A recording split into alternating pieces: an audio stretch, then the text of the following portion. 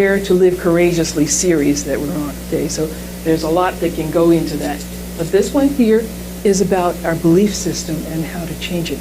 We're going to explore beliefs that enable us to live our best life, and again, how to change the ones that we don't like. That means the ones that aren't working for us.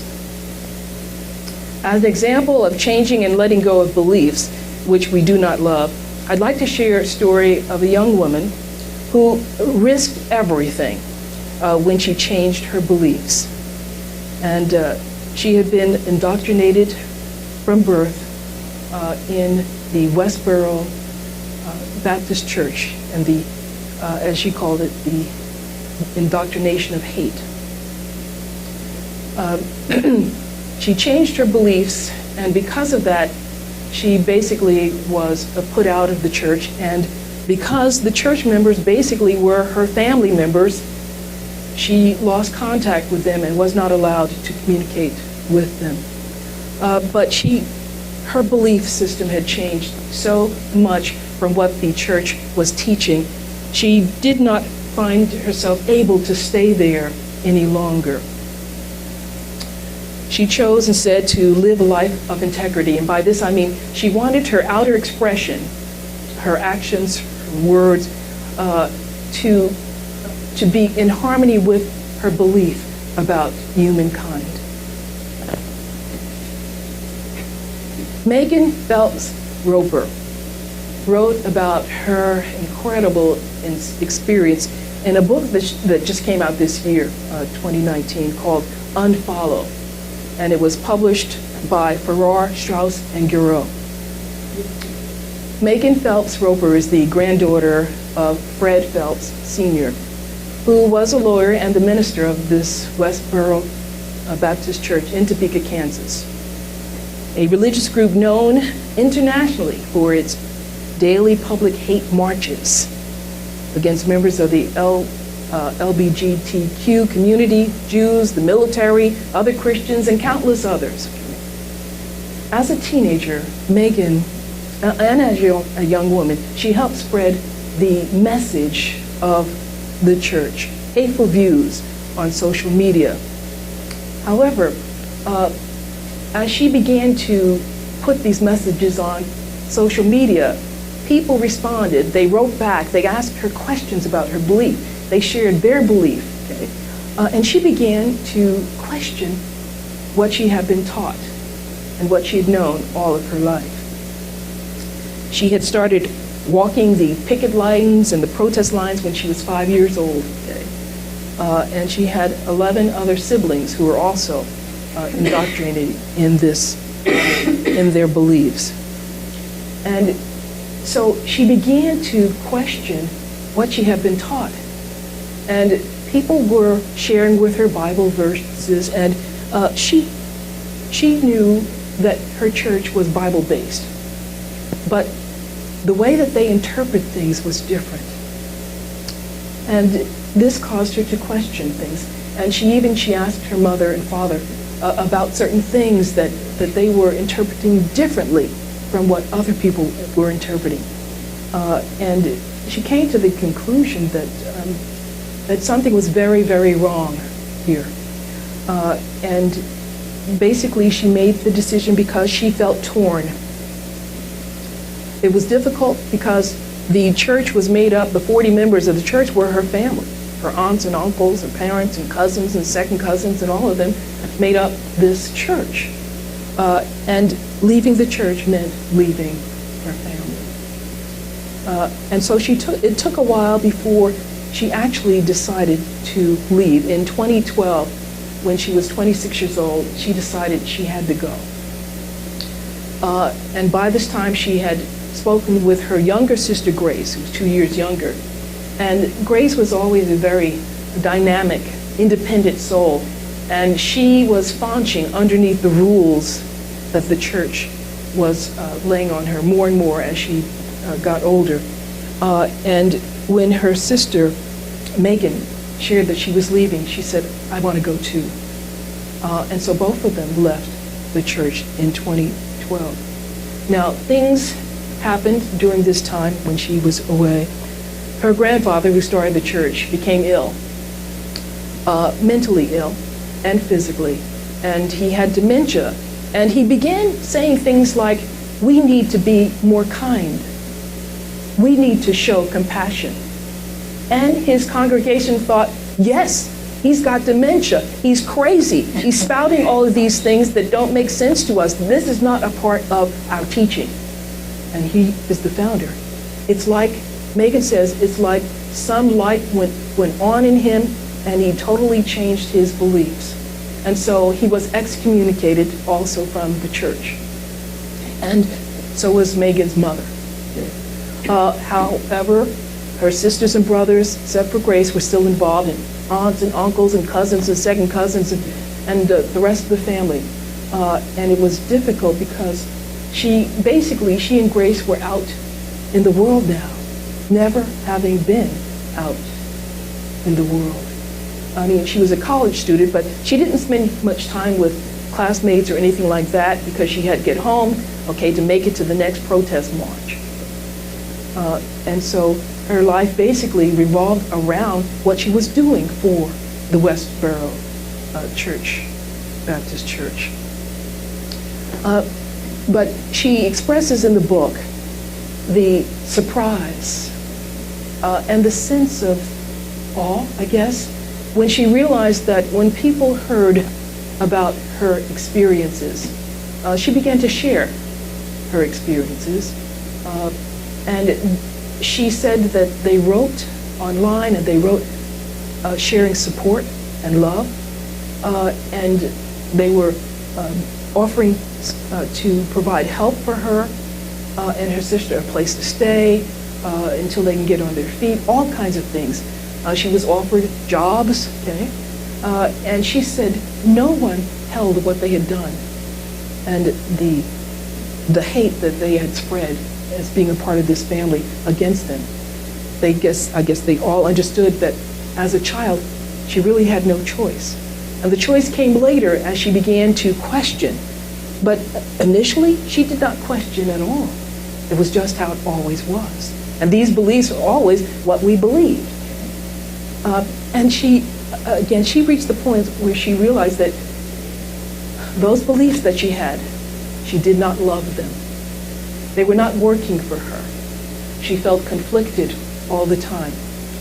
And when she finally decided to leave, there was sadness, there was grief, but there was also great peace about the decision that she made. And the church, as I understand it, is still going strong now. Once her grandfather was excommunicated, and he passed away in 2014, certain elders took over the church, and they continued the doctrine of hate, even though their founder had changed his mind and wanted his congregants to take a different look and perspective on what they were teaching and what they were doing out in the world. We have not had experiences like Megan, but even in our own lives, we reach times and have experiences that let us know something's not working for us. We've held on to beliefs that are dear to us, and yet something isn't working with them now. It's a sign that we too need to let go of some old ones, old beliefs that we no longer love. Unity teaches us that we can change our lives by changing our thoughts, our attitudes, and our beliefs. And what is a belief? I think that a belief is an attitude. It's an understanding that we have when we believe that we know what is true. Our beliefs can be based on facts. They can also be based on opinions. And opinions change. We were not around, but I remember hearing that long ago they felt the earth was flat. And of course they felt that if you keep rowing or boating straight out, at the end, finally you're going to drop off the edge, But nobody ever dropped off the edge, And when I was younger, I used to think about that idea. Just like I thought digging in the earth, I could dig to China. We actually tried that. My youngest sister got hurt because she went and got a axe from the basement where my dad kept his tools, okay? And she was out chopping in the dirt, okay? We had little shovels and all kinds of things digging our way to China, okay? She finally, she didn't get hurt bad, but it kind of skinned her on her leg, okay? And she ran screaming and hollering. We all ran screaming and hollering into Mom, okay? We got into trouble because we were using Dad's tools, okay, digging in the dirt, okay? But my mom had some compassion too, okay? But we never made it there, okay? So we gave it our best shot, okay? It's a belief that I had to let go of.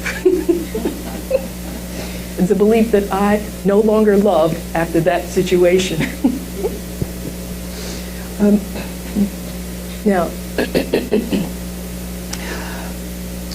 Now, some people say that, they're beliefs about God. And they still hold on to a belief in a vengeful, angry, and unforgiving God. And we're not to be critical of that, because that's where they are, But they will point out, and they pointed out to Megan, whose philosophy was based a lot on the anger of God in the Old Testament. And they pointed out that Jesus brought a whole new understanding about God, a God whose name was love in the New Testament. And that basically she and her former church and family were living in the Old Testament times and not in the present times with the new understanding that Jesus brought, that God is God of love. And she began to think about that. And she realized that Jesus spoke about loving your enemy. He spoke about forgiving those who do wrong. Okay? He was not talking about, Jesus never indicated that God said to condemn anyone for anything. This God was not a God who hated people who lived differently, people who loved differently, people who expressed differently. This God was a God who created all and loved all.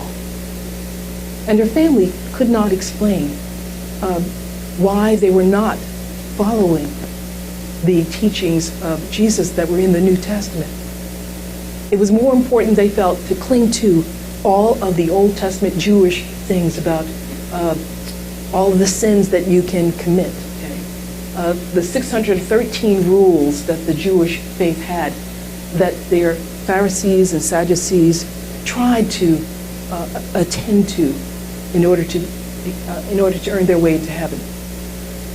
And Jesus comes along and gives only one commandment, only one. Not even 612, just one. Love the Lord your God with all your heart, all your mind, all your soul, and love your neighbor as yourself.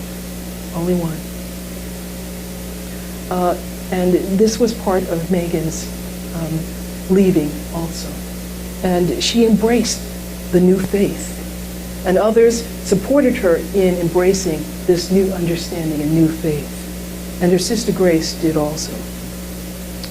It was difficult because there were times when she saw in the paper that her family was going to be protesting here or there, and she thought she would sneak up and maybe get a chance, a couple of minutes, to speak to her mother and to tell her that she missed the family. But she said that as she was approaching her mother one time, one of her aunts saw her and screamed out, "What are you doing here? Get away from here, you infidel!" Okay? And she was embarrassed and saddened. Okay? And her mother did not speak up for her, so she turned away. So she actually gave up quite a bit to make this change. But it may seem as though we are giving up a lot too when we decide to change our belief system if it's not working. We have tools here in Unity that help us do that. And some of those tools are called denials and affirmations. No, denial is not a river in Africa, okay? That's the Nile. This is denial, okay? D-E-N-I-A-L. But a lot of people who think about denial think about the psychological meaning and use of the word denial, which basically means that you stick your head in the sand when there are problems, and you hope that they will go away when you have to surface and get air. But that's not the spiritual understanding of denial, especially how we use it here in Unity. Denial is it is a process of mind that allows us to disconnect the energy that we have been putting into experiences of lack and limitation. It allows us to detach from those. The denial is a kind of a clearinghouse process, okay? We do not deny the fact of an experience, okay? If it's raining outside, you're not going to be saying, it's not raining, because when you go out, you're going to get wet. We say denials to remember that whatever the situation is, it has no power over us. That's what we deny. That a negative situation or problem or a challenge has power over us to keep our good from being experienced and expressed in our lives. That's what we deny here in Unity. Not the fact, not the appearance. Although we know that facts and appearances do change. The fact that the earth is flat certainly changed. And appearances change all the time. With our new understanding, with our growth spiritually, all things come to be released and let go of. Denials express the no capability of the mind. Affirmations express the yes of the mind. There is a big difference in how these are used and how they express in our experience. Some examples of denial statements are, nothing stands in the way of God's love, bringing me peace and prosperity. I let go of all ideas of lack and limitation. This situation doesn't keep my good from me. And so what we are saying again, we are denying that these outer things and situations have power to keep our good from us. We're not denying that we have an experience of loss and we're hurting. We are denying that that experience of loss and that pain that we feel is not going to keep us forever from moving into experiences of light and love. We don't say that we are not dealing with a sickness, okay, or a financial problem or relationship problems. We say that we are not being overpowered by those situations. We say, I am not allowing this to take my joy from me. I'm choosing to be open and receptive to something more, something greater. That's what we do when we are using denial statements here. Now, the next part of that is when denials clear out this energy, it creates a vacuum. And you know the saying, nature abhors a vacuum, okay, and a lot of other stuff will come rushing in. But it is true that denial flushes out things, allows us to release things. Okay? That does open up a space in us to receive. And it is proper then to place there an affirmation then, because that's the yes, and that's the infilling that we are seeking. An affirmation is a denial of spiritual truth. It's of a good which is already present and always has been. It's ready for us to use if we would only realize it and put it to use. An affirmation it supports us in the way that an anchor supports a boat that's out on the water. An affirmation is positive, uplifting. It's empowering, and it helps lay a claim on good. An affirmation allows us to grasp that good, okay, and hold on to it in mind and heart. An effective affirmation is not wishful, magical thinking, and this is important. An affirmation is not a prediction of how things are going to turn out. Rather, it's a statement about what is true right now, spiritually. So we're not talking about the future when we're talking about an affirmation. We're talking about right now, this good is available because right now, God is present. So we don't affirm that we will be rich someday, healthy someday. Instead, we affirm what is true now. Spiritually, I am rich in the ideas and the substance of God. Spiritually, I am whole and well because the life of God indwells me. These are affirmations. I have a couple of these things on up above here on the slide. Right. Some important rules for creating denial statements. Those are the no things. Okay. First, we find a word or a phrase that describes the unwanted belief. How is that belief affecting me? You ask yourself. And is it blocking my joy? Is it blocking my peace of mind or my happiness? Is it keeping me from experiencing loving relationships? And when you find that, write it down. It's standing in the way of God's love for me. It's causing me not to relate well with my loved ones. And after you write that down, then write another statement that negates what you just wrote. Okay?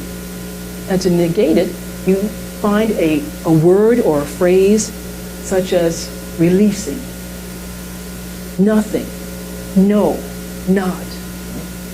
And then you put those two together in a single powerful statement that is easy to remember and repeat. One statement that I read is, I am not lonely because the presence of God indwells me and is with me at all times.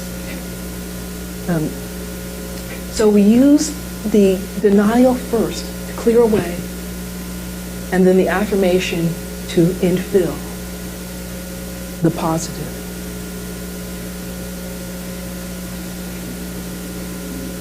Next slide, please. Key elements for creating affirmations. Remember that affirmations are about what's true spiritually for you right now. Now, you may not be able to see that physically, okay, but we know that God is desiring us to experience good. It is the Father's good pleasure to give us the kingdom, okay, Luke 12:32. So we also know that things that appear to us, or facts that appear to us, change. So this means that any belief that we have based on these facts or appearances changes also. And we can change those beliefs.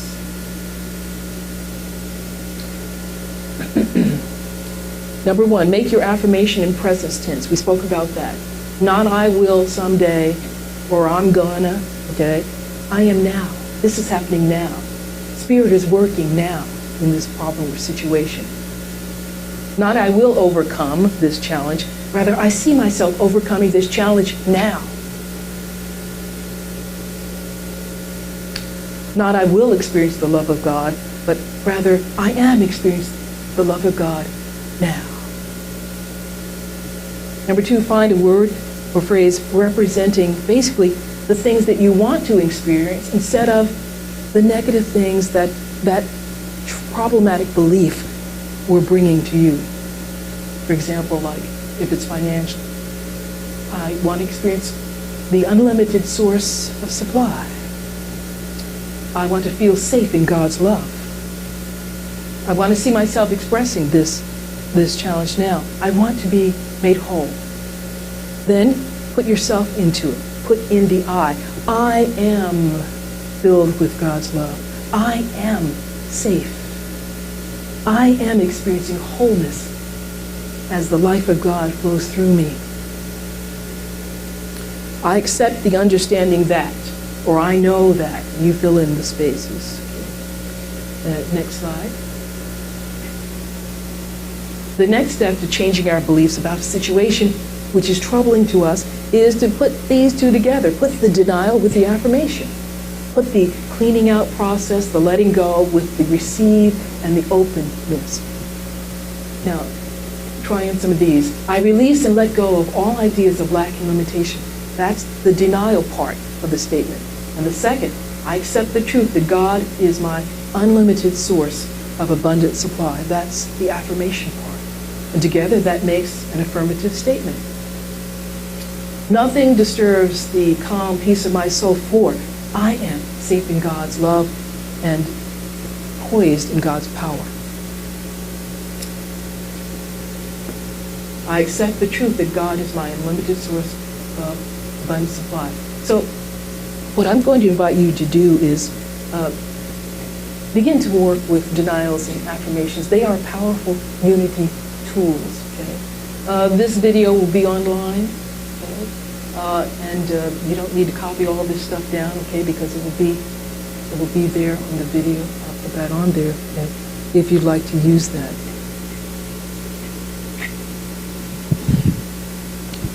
So we see that it takes a lot to dare to change what we have been believing, what's been a part of us. Okay? Because if we hold on to beliefs, they're like seeds that we put down in the soil of the mind, the subconscious mind. Okay? They begin to take root. We begin to believe them, express them, act as if, okay? And all of this becomes then a system that produces our experiences. Well, to make changes here, we've got to uproot that stuff, okay?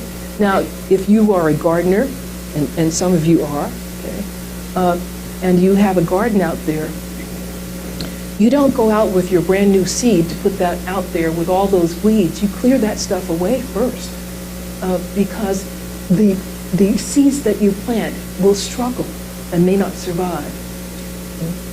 So denial and affirmations is that process. It's gardening. It's spiritual gardening. Okay? Now, I who don't have green thumbs, honestly, they're brown. Okay?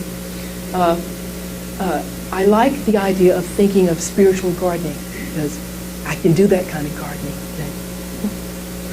And the fruit that we bear here is much more beautiful than anything that comes out of the soil, although there's wonderful stuff there because it's all made from the same God substance. So this book, Unfollow, I have not read the entire thing, but if you are interested, take a look at it. There are some great reviews online that speak about the book. And it really is an interesting thing to step inside someone who has had this kind of experience, brought up to hate like this, to step inside and see what happens when they change. What is it that allows them to make this change and then to move forward, to risk it all, to go forward in integrity with their new belief. Megan is doing speaking, and she has published her new book here this year, and she is being sought out as a speaker because she lives what she believes. And she believes that anyone who is sharing hate and teaching others to hate, they're not doing what Jesus said to do, and that's to love. So, God bless you. And there's a lot of information online from Unity about denials and affirmations. They even have published books that you can get. These are some other denials and affirmations here. You can see how they're structured. Denial first. Okay. Now, some people believe that you don't even need denials, and that may be true for them. But for a lot of us, we do feel a need to let go of something else before we can take firm of the new idea. That's basically how we change, okay? And if we find ourselves with beliefs that we don't love anymore, let's change them. God bless you.